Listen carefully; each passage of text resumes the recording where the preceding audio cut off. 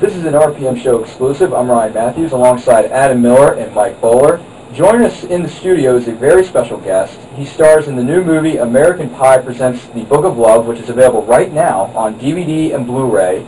He is Brandon Hardesty. Brandon, welcome to the show. Hey, good. It's good to be here, Perm. It's good.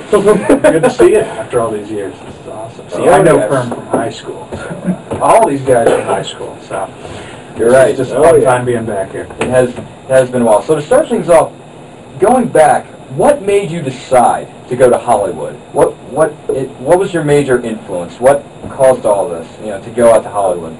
What happened? It wasn't like it wasn't a firm decision. It just sort of fell into my lap, and I said, "Oh, well, it makes sense to do this now." Because like I went to, after I graduated from Baltimore Lutheran, I went to Villa Julie, now Stevenson, for a year, majored in film. Then I transferred to Towson for a year, majored in film. And the whole time I'm going to college, I'm making YouTube videos on the side, and keeping bigger and bigger, and keep getting more and more views. And I didn't know what was going to happen, so I just said, I better keep doing this and see what happens. And then I got an email from a producer who wanted me to read a script and audition for this movie, which ended up being Bart Got a Room. And I flew out to Florida for 3 weeks, and through that I got a manager and flew out to LA the next year and got some agents. And it was like a gradual progression. It was never like a decision. It just kind of made sense, I guess. It's like it was the way to go. Mm-hmm. All right, so moving one step forward here, how did you get to be in that commercial? That you were featured in a Geico commercial. How did that come to light?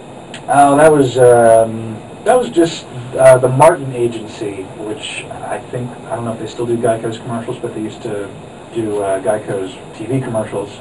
They emailed me and asked me if they could use my video. It was pretty much as simple as that. It was like, because they were starting a new ad campaign, I guess it didn't pan out because I haven't seen it anymore, where they just show internet videos, and it was something like, there are better ways to spend your time on the internet. Geico, 15 minutes or more, blah, blah, blah. So it was just as simple as that. They sent me an email, and it just aired. I sent them a little tape, and they aired the video. And the worst part was you got taken off the air by the mattress guys. Yeah, you had to roll on the mattress down. That was actually, it was part of the same commercial. It was like, mine was a 15 and theirs was a 15, and they kind of lumped it together in one thing. But, okay. Yeah, but that was fun. That was good. Now, actually, my question to you is, this is going back a little bit here. Yes, Senator. Now, obviously, when you graduated high school, did you ever think that, years from now, that you would have a couple of films on your resume, let alone, start up an acting career? I had no idea, and I would have never expected it. I thought about, and I did the play with Ryan here, Miss Johnson, now Miss Johnson, I guess. She said, "Oh, you should really, be an actor," and that's like when you think about that. How do you get into that? And I didn't think it was a realistic goal. I was like, well, I better go to college. It makes sense. And I didn't think at all. How do you break into an acting career? And then it just sort of happened. So yeah, I had no clue. So going from the Geico commercial to now Jimmy Kimmel Live and David Letterman. Now, how did you get to be on those late night talk shows? Jimmy Kimmel Live. That was a producer. Got a hold of me. Well, by that time I had a manager, so they were dealing with my manager, and they wanted to do something for the Oscars that year. And they had seen my videos before and wanted me to come on the show, like, say 3 years ago, but they couldn't figure out a way to include me. They couldn't, like, finagle it a certain way, I guess. But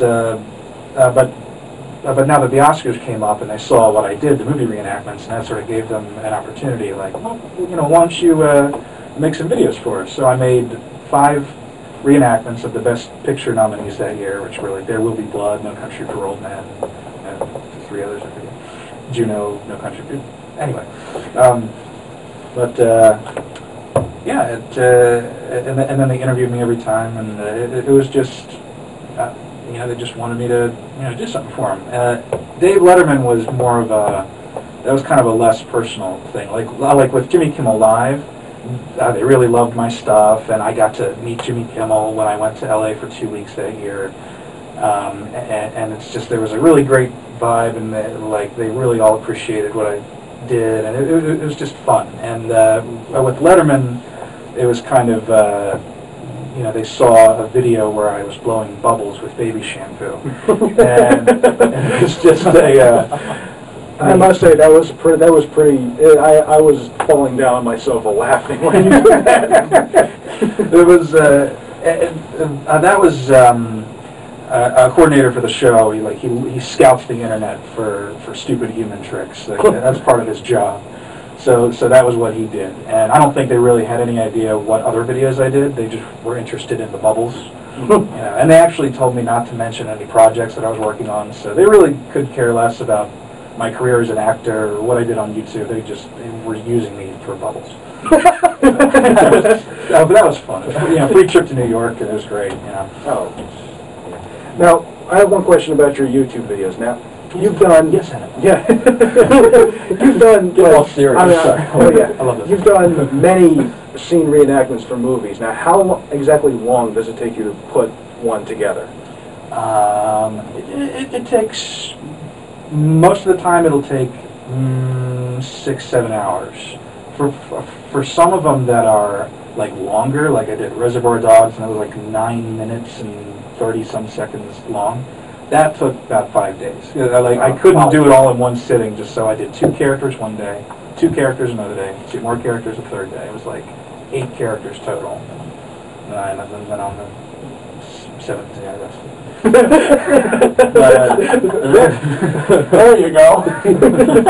but yeah, most of the time I like getting something done in a short amount of time. I like the instant gratification of it. So I try and do I try to yeah. Well, obviously we get it. Yeah.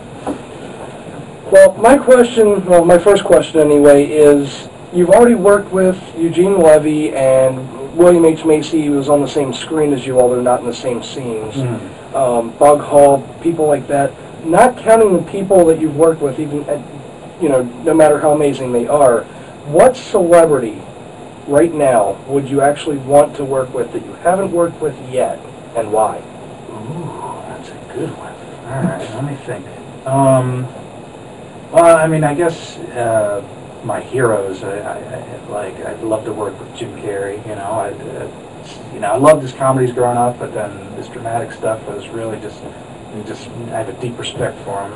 Robin Williams, although he hasn't, lately, the movies, but he has some great stuff under his belt. Philip Seymour Hoffman, I love him. And I want to say Daniel Day-Lewis, but I think I'd be scared because I've heard that he's just really intense and method. And when he did My Left Foot, he was in the wheelchair and he would just stay in character. They had to lift his chair over wires and stuff to get into the scene. He wouldn't break character even for comfort. That's intense. So I think I'd be a little frightened. But, I guess some of those people. Yeah. So after starring in your first film, Bark Out a Room being your first film and all, what was your friends and your family, how did they react to this? How did they react to you being in this movie, let alone an R-rated movie? I mean, did they expect you to be in a R-rated movie, or they wanted you to start maybe, on PG or PG-13 and work your way up a little bit? No one really cared about the rating, really. My family, there was a time when I was concerned, making YouTube videos, I didn't want to curse because I would think, well, my family's going to see this. But at this point, they're just so happy that that I got a part in anything, that I'm pursuing, an acting career. So they'll watch anything, they don't really care if it's R-rated or not. So, the same thing with my friends. They're just, it's just exciting for them. Although it's kind of more laid back with them. I still hang out with Mike Varys, Nick Burrier, Ryan Shell, Martin French, and we don't really talk about it. I'm like, oh, I did American Pie. And they're like, oh, okay, cool. That's pretty much the extent of it. But yeah, I know.